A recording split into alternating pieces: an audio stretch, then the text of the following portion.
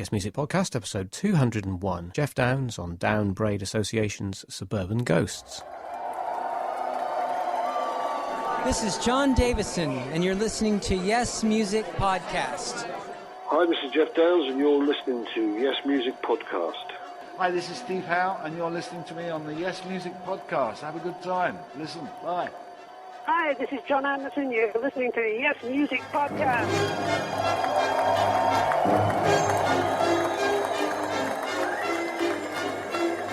Welcome to episode 201 of the Yes Music Podcast, one fan's exploration of the world's greatest progressive rock band. I'm your host, Kevin Mulrine. Please remember how you can get involved with the podcast yourself via the various different ways on the site, yesmusicpodcast.com. Thank you so much to everyone who's contacted me this week about last week's 200th episode with very kind comments and more than a smattering of different opinions in the comments on the show notes. Please do keep them coming. It's great to have debate. Episode 200 was great fun to produce, and I'm looking forward to 200 more. So this week, Ken Fuller spotted the track list of the warm-up concerts Yes are doing in the run-up to the Cruise to the Edge, which includes 9 Voices and Man in a White Car, actually not the suite as it says on the webpage. So they are starting to prepare for 2016's full drama album gigs, which is understandable, but 9 Voices is a bit out of left field. Uncle Preston Frazier's latest review is of I've Seen All Good People, and on my Facebook timeline you can see a video of the aforementioned Man in a White Car, which sounds good, alongside Bass Player magazine's Chris Squire feature, lots more Anderson Ponty content, some shots of Yes from the latest concerts, and the news that there will be a new Circa CD, which Billy Sherwood and Tony Kaye are working on, amongst many, many other things. Guy Jerome was kind enough to send a SpeakPipe voicemail this week, and here it is. Hello, Kevin. Congratulations on your 200th episode. This is Guy Jerome calling from California,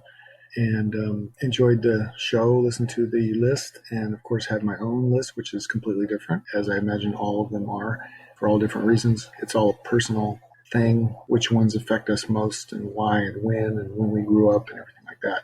I'll write something a little bit later, more detailed, but just wanted to thank you for doing the show. I enjoy it, and it's always a blast from the past. I've been a Yes fan since the early 70s and followed them up and down all the way through. Anyway, just wanted to say hi and thanks.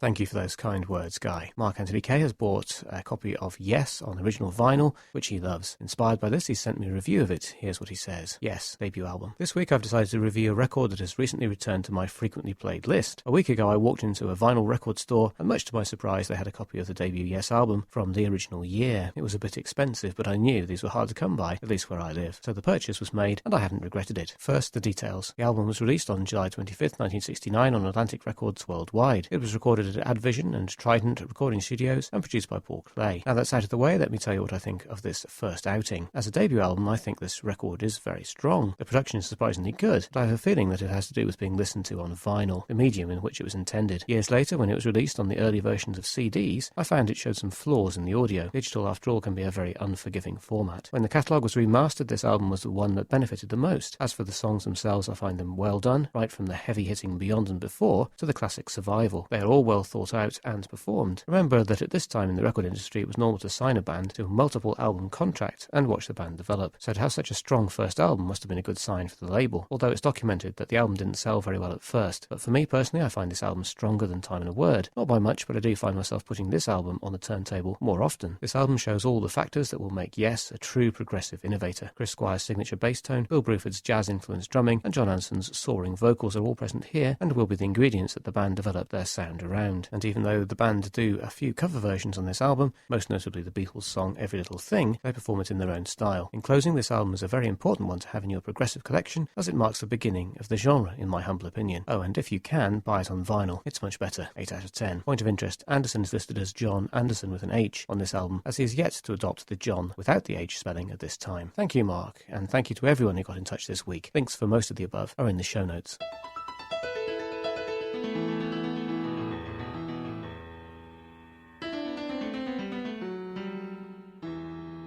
You heard Geoff Downes dropping into episode 200 last week to talk about Yes, and this week he's back to share some thoughts on the new Downes Braid Association album, Suburban Ghosts. This is the second album the duo have produced, and it was released on November the 6th, 2015. If you're not sure, like I wasn't, who Chris Braid is, you may have heard of some of the acts he has written songs for and produced. They include Beyoncé, Lana Del Rey, Paloma Faith, Britney Spears, Christina Aguilera, and 80s legend Mark Armand. However, don't let that put you off. As we will hear, the album has a lot more going on in it than most current pop music. And anyway, who doesn't like a bit of modern pop from time to time. The music on the album is full of memories of growing up in the UK, a bit of regret and occasional homesickness. It's a fascinating basis for an album. Okay, so away from Yes, of course, you keep yourself incredibly busy with Asia and all the other projects that you do. And one of the main reasons that I'm talking to you tonight is to talk about the Downes Braid Association. And you have a new album just coming out called Suburban Ghosts.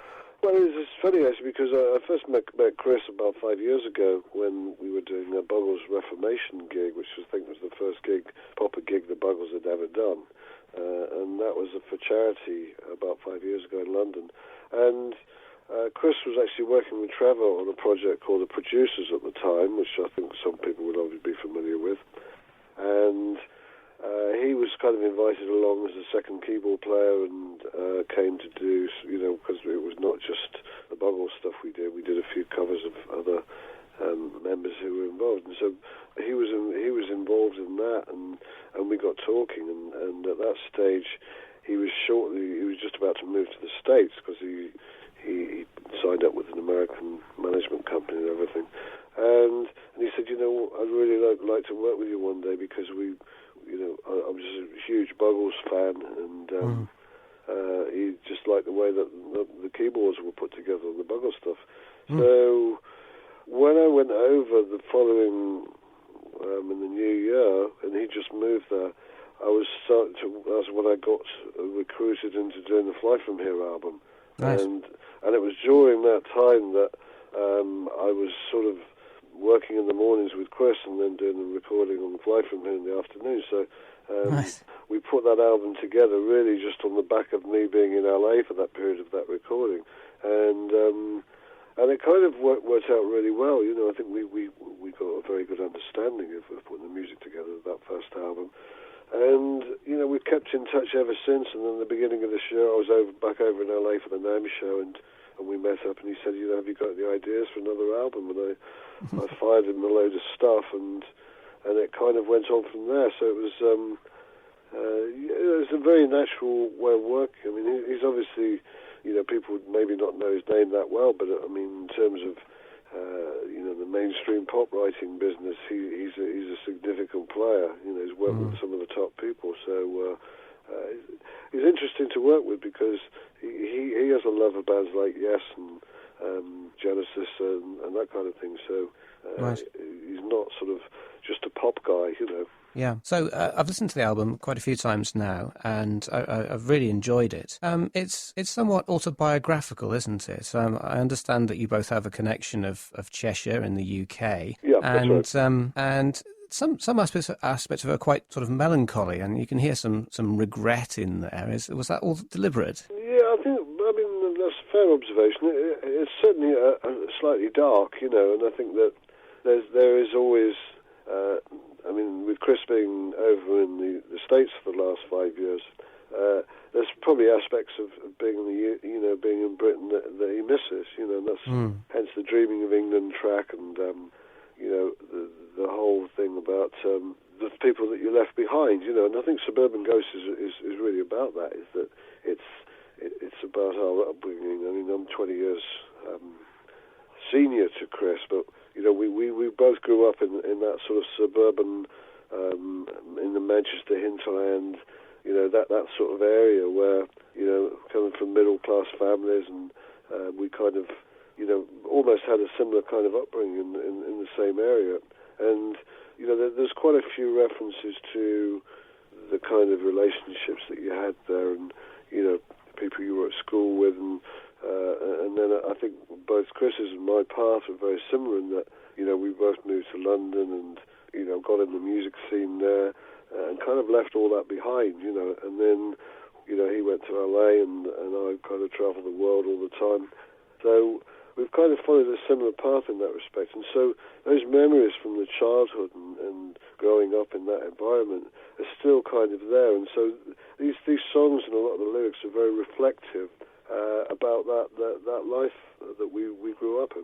Yeah, that certainly does come through, definitely. Also, I've noticed on repeated listening that it's approaching something of a concept album, isn't it? You've got some themes which run through a number of different songs. So you've got two different parts, for example, to Suburban Ghost. You've got an interlude and a finale. Is this an album you're supposed to listen to, all the way through to get the full effect? I think so, because Chris and myself are both big vinyl fans, because I think the concept of doing an entire album, not being a concept album as such, but the principle of doing an album whereby, each track kind of has a relevance to the next one. And I think, a lot of the way that vinyl, when people had two sides of vinyl, that was very, very important, that there was the songs kind of paced, and so the side of an album was definitely the side of an album. It wasn't just dotted around. Now, of course,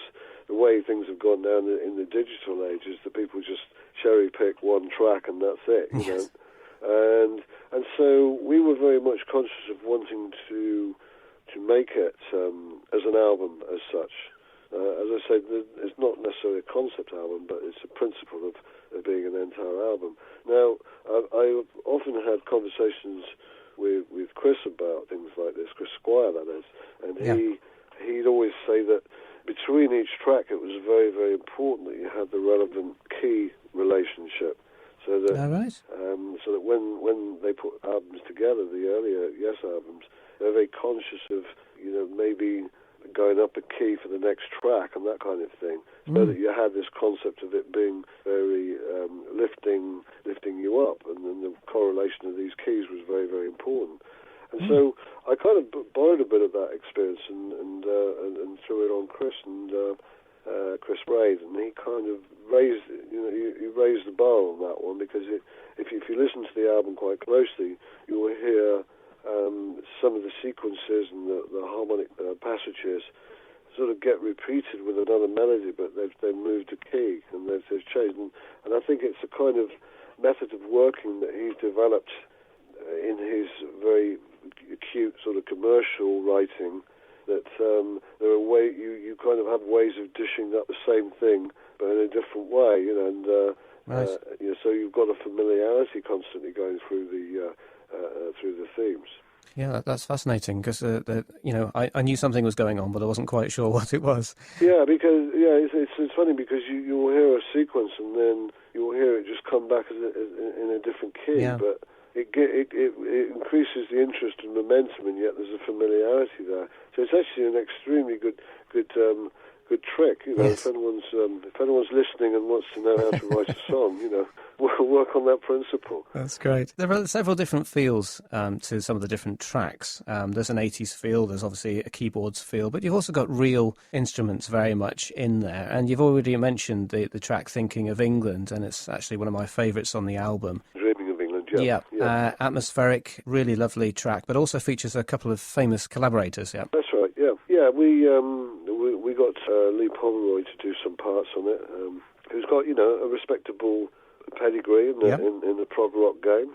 Obviously played with Steve Hackett and various other things, and yet he has a pop side where he plays with Take That, for instance. So there's a kind of interesting mixture that I think runs throughout the album. Is that although I've spent most of my career in what could be loosely termed as progressive rock field, there's always been that kind of pop side to me, which stemmed from not just the Buggles, but some of the more melodic mainstream writing on the Asia stuff, and just generally keeping that side of it together. So it's kind of an interesting mixture, I think. And for me, writing with people like John Wetton, Chris Squire, writing with Glenn Hughes, and I've even got an album coming out with Greg Lake shortly. So, I always seem to end up with these sort of prog rock bass players along the way, which is quite an interesting thought. And